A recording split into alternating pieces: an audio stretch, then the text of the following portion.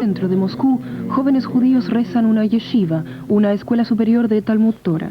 Antes de la perestroika eso no hubiera sido posible. Hoy en día los judíos gozan de libertades que no tuvieron nunca antes, desde que triunfara la revolución.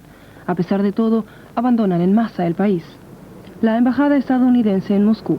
Día por día la gente se atropella aquí, como ante la representación diplomática de Israel, para solicitar su salida. Hasta la fecha, casi 1 millón de judíos han abandonado el país. Los únicos que contestan nuestras preguntas sobre el por qué son los que ya tienen en el bolsillo sus documentos de salida.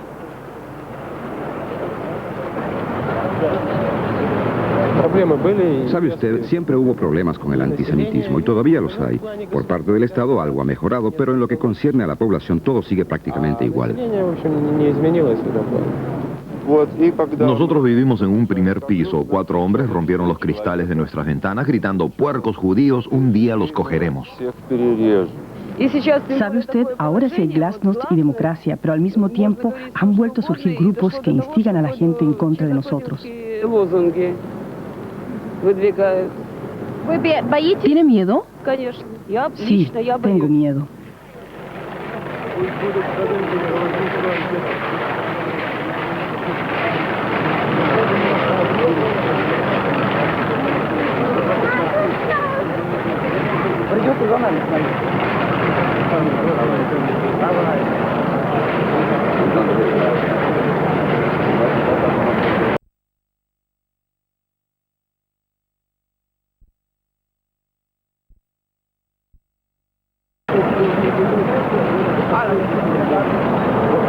En la antigua Unión Soviética viven casi 3 millones de judíos, pero casi todos los que están esperando aquí han perdido sus raíces culturales y religiosas. No hablan ni el hebraico ni el yiddish y tampoco practican el descanso sabático.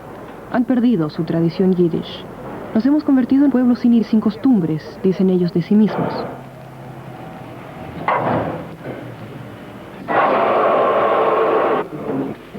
Dos judíos caminan las clases de hebraico impartidas en un edificio de apartamentos de Moscú. Entre tanto, es permitido lo que antes hubiera sido castigado con trabajos forzosos o prisión. El profesor quitó algunos muebles de su sala para hacer más espacio. En realidad, solo domina una lección más que sus alumnos. El libro es de Israel y los alumnos han copiado a mano la lección, pues las fotocopiadoras solo se pueden comprar con las añoradas divisas. Los aquí sentados están a la búsqueda de su identidad. Rusia solo los considera como un grupo nacional. Por ello, en su pasaporte está escrito judío. ¿Qué significa para usted ser judío? Ser judío significa para mí estar expuesto a restricciones permanentes. Por ejemplo, en lo que se refiere a la vida profesional, significa de constantes ofensas e insultos, dirigidos no solo contra mi persona, sino en general contra los judíos. La inscripción en el pasaporte de la palabra yevrei, es decir, judío, es fuente de continua discreción, pues siempre hay que mostrar el pasaporte, no importa si se trata de pedir un libro en la biblioteca, de buscar un trabajo o un apartamento. Las comunidades judías de Rusia fueron durante 500 años las mayores del mundo. 5 millones de judíos viven aquí, pero el judaísmo de esa gente no estaba reducido a la inscripción en el pasaporte. Vivían en su barrio según sus leyes religiosas, pero la emancipación de los judíos en Europa no llegó a Rusia. Jamás han sido ciudadanos con los mismos derechos, pero sí han tenido todos algo en común: ser chivos expiatorios. Para esa gente los pogromos era algo que ocurría a diario en sus barrios con el consentimiento y a veces bajo la dirección de la Iglesia ruso-ortodoxa. Se les insultaba con improperios tales como asesinos de Jesucristo. Los llamados chornasonsis, centurias negras, encaban los pogromos. Tevye ya no vive aquí. Las sinagogas de la ciudad se han transformado en centros de deportes o en cines. Las huellas de una vida judía han desaparecido casi totalmente.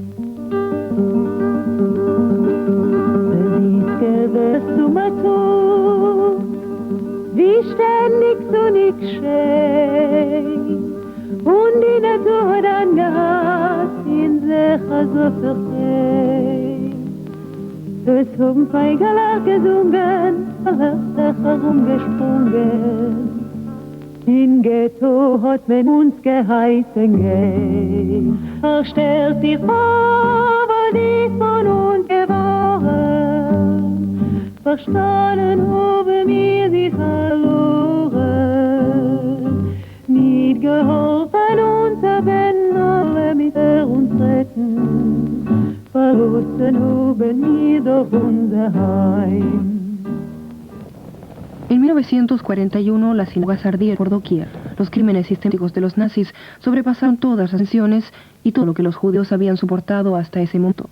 Centenares de ellos fueron fusilados en Kiev y Riga, en Odessa y Kharkov, así como en muchas otras ciudades pequeñas. Muchos de los que habían sobrevivido a la época nazi murieron en los campos de Stalin después de la guerra.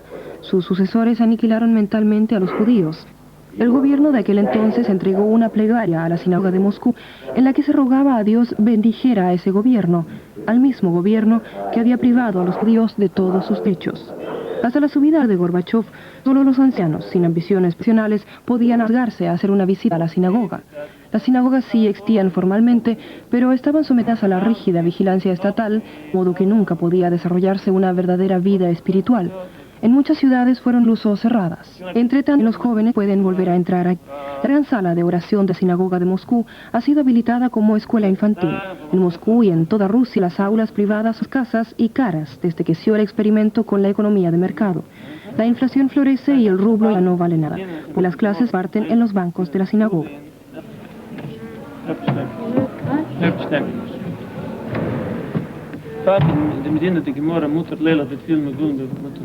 Los padres de estos alumnos no son todos religiosos. Solo el abuelo se pone en la casa su estola de oración, recuerdan los niños. Sin embargo, los padres mandan acá para que reanuden la tradición perdida.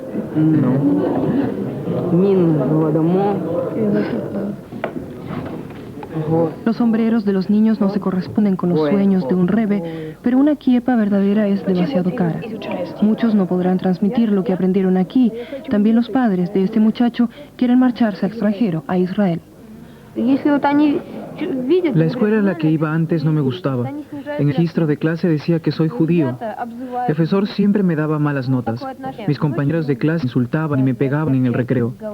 Ninguém quería ser amigo mío. Y si salgo a la calle con la estrella de David o la kiepa, puede ser que me ataquen.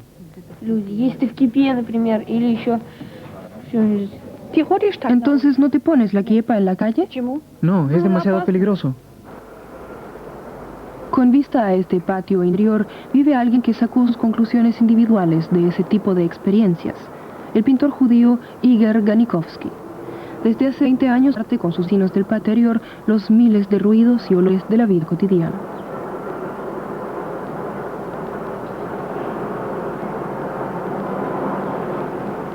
Su diminuto cuarto en una comunalca, una vivienda común, es dormitorio, comedor, cuarto de huéspedes, estudio y almacén sus obras terminadas. En el cuarto de al lado vive una familia entera. En realidad, Ganikovsky es cero, pero cuando tuvo que reconocer que no iba a avanzar su profesión y que su jefe lo dejaba por ser judío, se retiró a ese cuarto y comenzó a pintar. Por el momento tiene aparentemente una etapa negro-roja, no tanto por un impulso interior, sino más bien porque escasean los otros colores. La pintura amarilla, por ejemplo, no se consigue desde hace 6 meses.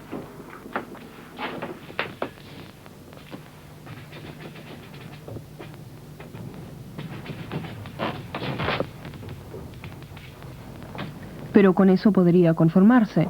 Lo que le preocupa es otra cosa. El antisemitismo es cada vez más fuerte. Aquí en Moscú hay una sociedad que se llama PAMYACH. En Petersburgo también hay distintas organizaciones antisemitas. Es evidente que se está gestando algo. Lo más fácil es hacer responsables a los judíos de todos los problemas. Que no haya carne ni leche es por supuesto culpa de los judíos. Es lo más sencillo. ¿Tiene usted miedo ante el futuro? Preocupado. Lo que preocupa al pintor lo encontramos en esta vivienda de la que llega una atronadora música marcial. El cuartel general del grupo PAMYACH, el autonombrado Frente Patriótico Nacional. En esa mesa están reunidos los peligrosos simplistas. A su juicio, los judíos son culpables de toda la desgracia del mundo.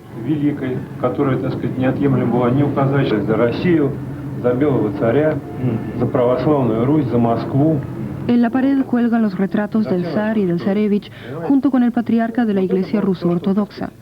PAMYACH tiene un carácter religioso y monárquico. ¿Será la antigua alianza entre la Iglesia, el zarismo y el antisemitismo?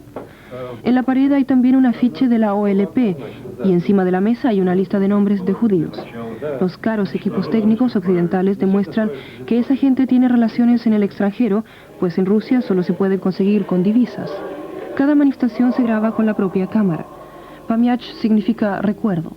Los misas negras abogan por la reapertura de iglesias, subrayando que todos los monumentos fueron destruidos por los comunistas judíos. El presidente Dmitry Vasilyev se siente fascinado ante sus entradas en escena. Para el actor de Armia este es su gran papel. El instrumento principal de todas las guerras, revoluciones, depresiones económicas, deseos de la moral y la dignidad, es una determinada forma del sionismo mundial. Tenemos que proteger al pueblo ruso de ataques contra nuestra historia y nuestra cultura.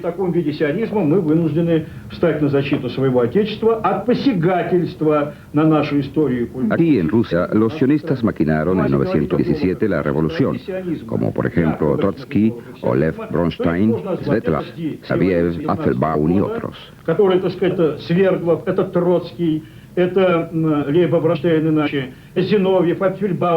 Vasilyev se siente muy seguro del apoyo de los más altos círculos de la sociedad. Seguro hay ese tipo de gente, partido y en el gobierno, por lo menos si son inteligentes.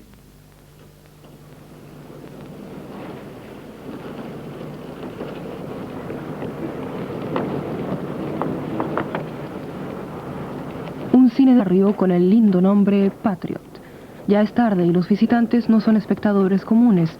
Hoy se realiza aquí una actividad de Pamyach. Los guardaespaldas del presidente han desfilado, el cine está lleno.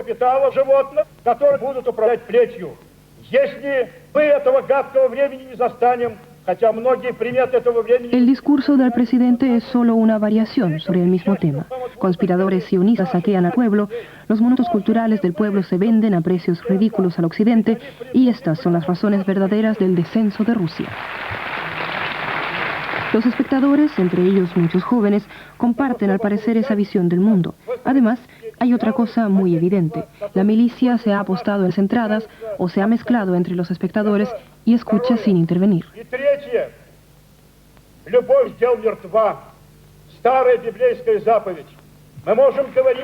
Incluso sacerdotes ortodoxos son miembros de Pamyach, la antigua alianza entre círculos reaccionarios e iglesia.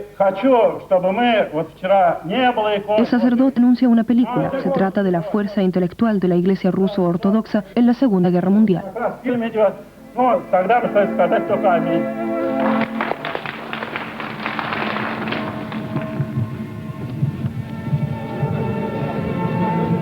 Algunos sacan sus propias conclusiones de estas imágenes. Al terminar la presentación, se nos acercaron de un modo marcadamente insolente y nos dijeron que nos envidiaban por ser alemanes, que Hitler resolvió por lo menos la cuestión judía y que ahora eso se hará también en Rusia.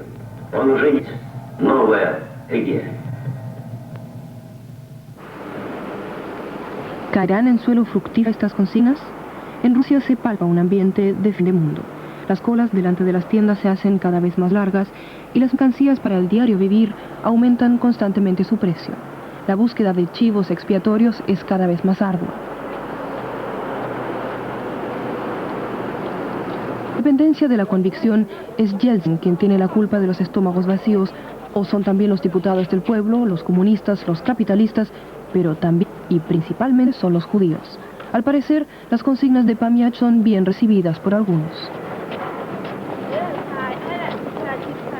Pamyach me gusta. Pamyach, eso es también una reminiscencia a Rusia. Eso es cierto.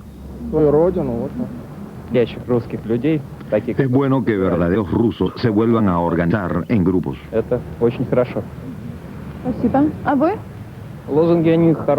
Sus consignas me gustan. Pienso que es como el renacimiento de Rusia. También se intenta cuidadosamente dejar un nuevo comienzo para los judíos de la antigua Unión Soviética. En Riga, Letonia, se volvió a abrir, tras más de 50 años, la primera escuela judía. En las clases se habla en letón, pero el hebraico se puede aprender en cursos facultativos. El primer paso está dado.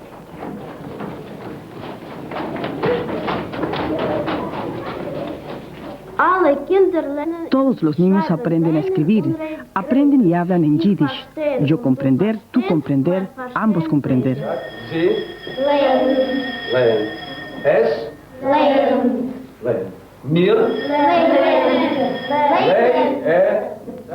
Hace 50 años el profesor asistía a esta misma escuela. Hoy en día es jubilado, antes trabajaba como ingeniero. Brinda su ayuda, pues son muy pocos los que pueden transmitir sus conocimientos. También los judíos letones fueron asesinados por cientos de miles durante la guerra. Toda una generación fue exterminada. En el aula de al lado, el grupo se prepara para las clases vespertinas. Los niños de los sobrevivientes son demasiados para esta escuela, por lo que las clases se imparten en turnos. El nuevo comienzo es difícil.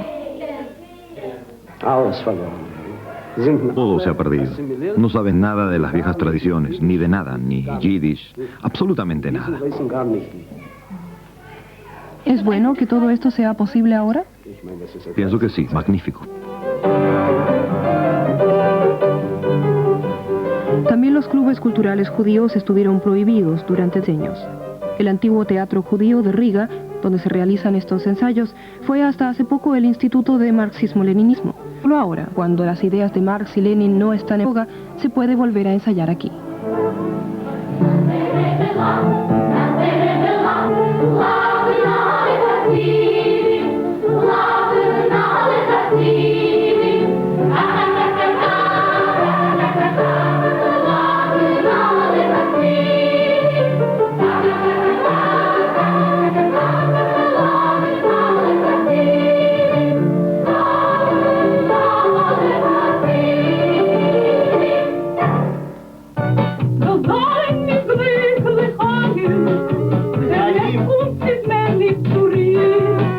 Observando los ensayos, uno se da cuenta de todo lo que se ha perdido.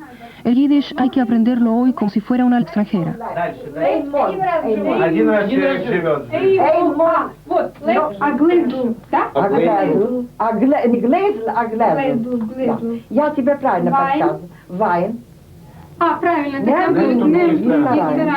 Pero tampoco entre los más viejos reina siempre la unidad. Donde hay 4 judíos reunidos existen 5 opiniones. Este antiguo refrán judío también rige aquí. Но только гройс, а гройс. Стоит цену райху гел. Чего стоит, когда один раз живешь на земле, чего стоит? Un judío va a hacer la oración matinal en la sinagoga de Riga, la única que los nazis no quemaron, por temor a que sus llamas incendiaran toda la parte vieja de la ciudad. Las sinagogas son muy grandes para los pocos ancianos que quedan. Todavía hoy son visibles las consecuencias del exterminio y las represiones. No se puede dar comienzo a los oficios matutinos. Las miradas hacia la puerta son frecuentes. Se espera la llegada del 10º creyente.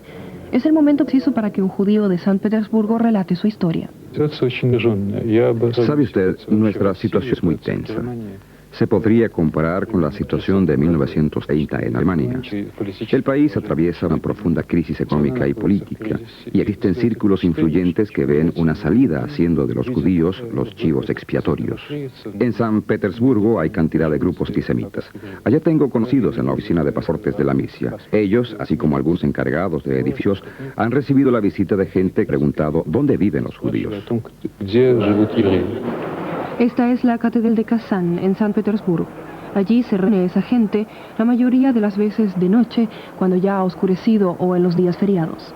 Al menos eso nos contaron. No muy lejos de aquí está la Escuela Superior de Música. Muchos de los alumnos son judíos.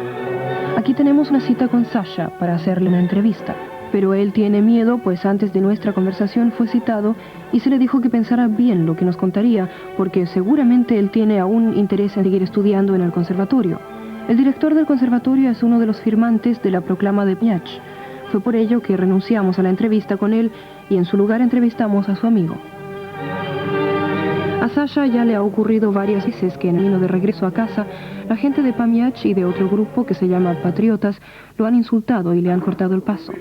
Su novia, que según él parece judía, fue atacada hace poco por 3 hombres y casi la hicieron caer al metro.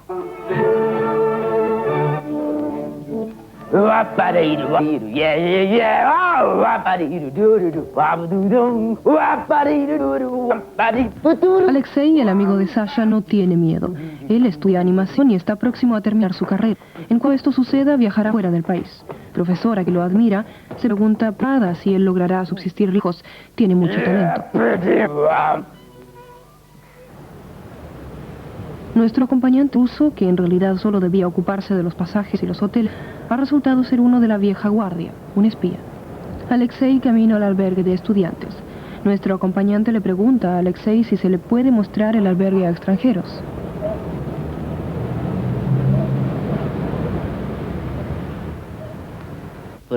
En la pared cuelgan fotos de una de sus presentaciones. Se le llamó para que dirigiera un programa de una compañía extranjera. Después le preguntaron por qué dijo damas y caballeros y no amigos y compañeros. Pero hay otros ejemplos peores. ¿Sabe usted? Yo amo mi profesión. Recientemente, en una presentación, yo estaba parado tras las bambalinas y oí como dos espectadores hablaban sobre mí durante la pausa. Una le decía a la otra, de veras es un actor, pero es judío. Aunque Alexei sabe que como orador no le será fácil en el extranjero, ya presentó una solicitud de viaje para Israel. Él no cree en ningún modo que la situación mejorará en Rusia, por el contrario. De que tenemos democracia, esa gente de Pamyach se atreve a salir y a decir que maten a los judíos, y nos culpan de todo lo que ocurre. Sencillamente tengo miedo a que haya pogromos y temo que pronto habrá alguno. Entre paréntesis, Alexei nos llamó por teléfono. Nos dijo que nuestro acompañante, Valery, informó al director de la Escuela Superior de Música sobre nuestras conversaciones. A Alexei se le hizo una advertencia. ¿Apoyan los ciudadanos de San Petersburgo a esas agrupaciones? También hubo voces a favor, como en Moscú. Sin embargo, algunos estaban muy bien informados sobre Pamyach y los patriotas. Los que están en contra de los judíos deben ser personas terribles o simplemente tontos. Se parecen a las antiguas centurias negras. Aunque no soy judío, no me gusta que se les persiga. Esa gente es demasiado nacionalista. Son como los nacionalsocialistas en Alemania, precisamente una organización terrorista. El hecho de que los habitantes de San Petersburgo estén tan bien informados sobre esta organización se debe también a la televisión de San Petersburgo, sobre todo a la redacción Piotr Kalesor, que llamó a discusión a toda la sociedad. En el estudio de montaje enseñan el material, lo que provocó otra vez el enojo del guardián. Según nadie en San Petersburgo conoce estos grupos y todo ha sido un invento.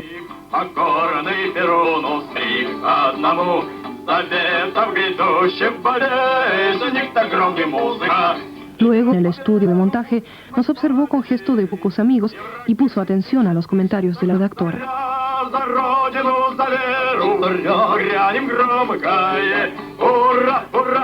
También este grupo, que se llama Banda Rusa, tiene carácter nacionalista y antisemita.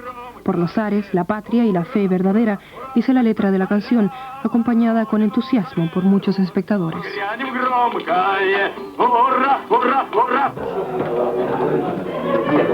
Estamos de vuelta en Moscú.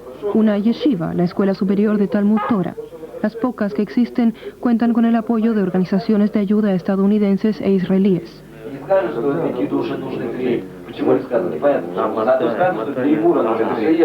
También los profesores son en su mayoría ciudadanos norteamericanos o israelíes. Desde hace mucho tiempo en Rusia ya no hay profesores competentes de Talmud Torah. No todos los jóvenes de aquí quieren ser rabinos. Más bien quieren encontrar sus propias raíces, lo que hasta hace poco no era posible sin ellos.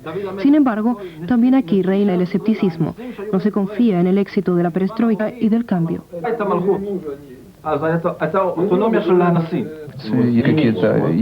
Aquí hay un antisemitismo abierto y por eso quiero irme. Ahora nuestro gobierno da naturalmente la posibilidad para una vida judía, por ejemplo, hay una yeshiva. Pero en el gobierno hay varias corrientes que no actúan con unanimidad. Existe una lucha entre la derecha y la izquierda, entre los liberales y los conservadores. También hay fuerzas fascistas y antisemitismo abierto. La situación es muy complicada.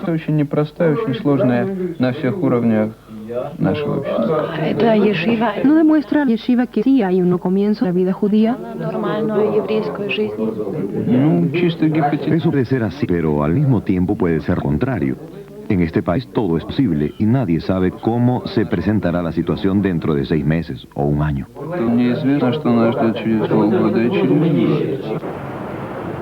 Puede ser que los judíos vean su futuro con demasiado escepticismo. Pero la experiencia histórica hace que reaccionen así, pues aprendieron que un cambio social y los estómagos vacíos siempre han tenido consecuencias desastrosas para ellos, los judíos, pues ven un país en el que hasta el momento no predomina la democracia y la responsabilidad. A Yeltsin le desean éxito porque saben que su fracaso sería demasiado peligroso para ellos.